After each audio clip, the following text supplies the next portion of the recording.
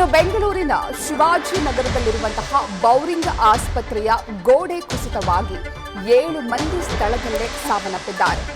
ಹೆಣ್ಣು ಮಗು, 4 ಪುರುಷರು ಹಾಗೂ 2 ಮಹಿಳೆಯರು ಈ ದುರಂತದಲ್ಲಿ ಸಾವನ್ನಪ್ಪಿದ್ದಾರೆ. ಸದ್ಯ ಮೃತದೇಹಗಳನ್ನು ಕುಟುಂಬಸ್ಥರಿಗೆ ಹಸ್ತಾಂತರಿಸಲಾಗಿದೆ. ಇನ್ನು 3 ಗಂಭೀರವಾಗಿ ಗಾಯಗೊಂಡಿದ್ದು ವಿಕ್ಟೋರಿಯಾ ಆಸ್ಪತ್ರೆಯಲ್ಲಿ ಅವರಿಗೆ ಚಿಕಿತ್ಸೆಯನ್ನ ನೀಡಲಾಗ್ತಾ ಇದೆ. ಇನ್ನುಳಿದ 3 ಸಣ್ಣ ಪುಟ್ಟ ಗಾಯಗಳಾಗಿದ್ದು ಬೌರಿಂಗ್ ಆಸ್ಪತ್ರೆಯಲ್ಲಿ ಚಿಕಿತ್ಸೆಯನ್ನು ನೀಡಲಾಗ್ತಾ ಇದೆ. ಇನ್ನು ಶಿಥಿಲಾವಸ್ಥೆಗೊಂಡಿದ್ದಂತಹ ಆಸ್ಪತ್ರೆಯ ಗೋಡೆ ಕುಸಿದ ಪರಿಣಾಮ ಈ ದುರಂತ ಸಂಭವಿಸಿದೆ. ಈ ಬಗ್ಗೆ ಹೆಚ್ಚಿನ ಮಾಹಿತಿಯನ್ನ ನೀಡ್ತಾರೆ ನಮ್ಮ ಪ್ರತಿನಿಧಿ ಚಂದನ. ಸದ್ಯ ನಿನ್ನೆ ಕುಸಿತವಾದಂತಹ ಬೌರಿಂಗ್ ಆಸ್ಪತ್ರೆಯ ಆ ಕಾಂಪೌಂಡ್, ಆ ಗೋಡೆಯ ಬಳಿಯಲ್ಲೇ ಇದ್ದಾರೆ. ಚಂದನ, ನಿನ್ನೆ ಆ ಗೋಡೆ ಕುಸಿದು ಬಿದ್ದು ಸುಮಾರು 7 ಜನ ಸಾವನ್ನಪ್ಪಿದ್ದಾರೆ. ಶಿಥಿಲಾವಸ್ಥೆಗೊಂಡಿತ್ತು ಅಂತ ಹೇಳಲಾಗ್ತಾ ಇದೆ. ಮತ್ತೊಂದು ಕಡೆ ಅಲ್ಲಿ ಮಣ್ಣನ್ನ ಶೇಖರಿಸಿಡಲಾಗಿತ್ತು, ಹಾಗಾಗಿ ಗೋಡೆ ಕುಸಿತವಾಗಿದೆ ಅಂತ ಕೂಡ ಹೇಳಲಾಗ್ತಾ ಇದೆ.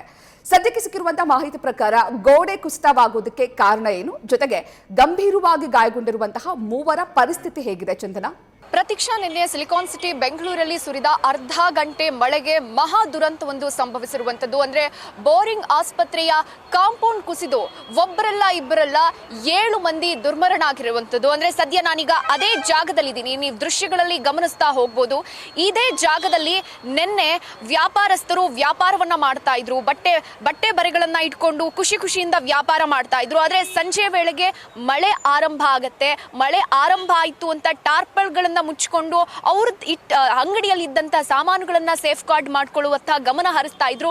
ಅದೇ ವೇಳೆ ಏಕಾಏಕಿ ಇಲ್ಲಿದ್ದಂತ ಗೋಡೆ ಕುಸಿತ ಆಗತ್ತೆ. ಅಂದ್ರೆ ಸ್ಥಳೀಯರು ಹೇಳ್ತಾ ಇರೋ ಪ್ರಕಾರ ಈ ಗೋಡೆ ಸುಮಾರು ತಿಂಗಳುಗಳಿಂದ, ವರ್ಷಗಳಿಂದಲೇ ಇಲ್ಲಿ ಶಿಥಿಲಾವಸ್ಥೆಗೊಂಡಿತ್ತು. ಅದೇ ಗೋಡೆ ಈಗ ಕುಸಿತ ಆಗಿ ಬರೋಬ್ಬರಿ 7 ಮಂದಿ ದುರ್ಮರಣಕ್ಕೆ ಈಡಾಗಿದ್ದಾರೆ. ಅಂದ್ರೆ ನೀವು ದೃಶ್ಯಗಳಲ್ಲಿ ಗಮನಿಸ್ತಾ ಹೋಗ್ಬೋದು.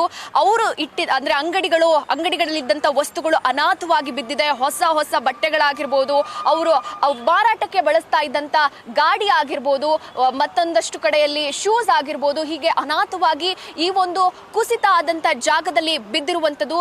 ನೀವಂದ್ರೆ ಒಂದ್ ರೀತಿಯಲ್ಲಿ ಇದು ಶಾಕಿಂಗ್ ಅಂತಾನೆ ಹೇಳ್ಬೋದು. ಅಂದ್ರೆ ಇಲ್ಲಿನ ಸ್ಥಳೀಯರು ಹೇಳ್ತಾ ಇರೋ ಪ್ರಕಾರ ಈ ಗೋಡೆಯ ಬಳಿಯಲ್ಲಿ ಮಣ್ಣನ್ನ ಶೇಖರಣೆ ಮಾಡಲಿಟ್ಲಾಗಿತ್ತು. ಮತ್ತೊಂದು ಕಡೆಯಲ್ಲಿ ಶಿಥಿಲಾವಸ್ಥೆ ಕೂಡ ಆಗಿತ್ತು. ಅಂದ್ರೆ ಬಿರುಕು ಬಿಟ್ಟಿತ್ತು ಗೋಡೆಯಲ್ಲಿ, ಅದು ಕೂಡ ಗೋಚರವಾಗ್ತಾ ಇತ್ತು.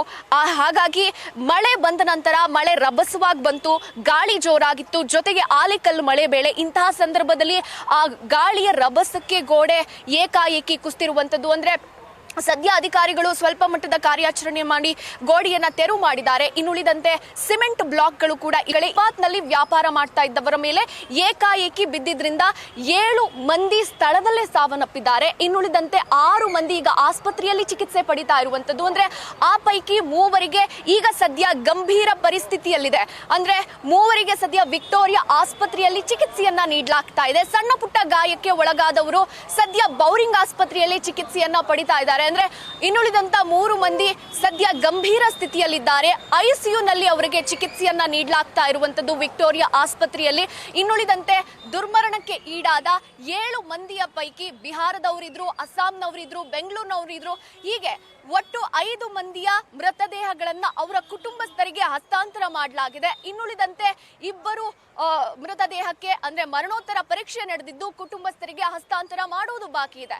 ಅಂದ್ರೆ ಒಟ್ಟಾರೆ ಪ್ರತೀಕ್ಷಾ ಹೇಳೋದಾದ್ರೆ ಸದ್ಯಕ್ಕೆ ಸಿಗ್ತಾ ಇರೋ ಪ್ರಾಥಮಿಕ ಮಾಹಿತಿ ಪ್ರಕಾರ ಗೋಡೆ ಸಂಪೂರ್ಣವಾಗಿ ಶಿಥಿಲಗೊಂಡಿತ್ತು. ಹೀಗಾಗಿ ಮಳೆಯ ರಭಸಕ್ಕೆ ಏಕಾಏಕಿ ಫುಟ್ಪಾತ್ ನಲ್ಲಿ ವ್ಯಾಪಾರ ಮಾಡ್ತಿದ್ದಂತ ವ್ಯಾಪಾರಸ್ಥರ ಮೇಲೆ ಬಿದ್ದಿರುವಂತದ್ದು ಪ್ರತೀಕ್ಷಾ.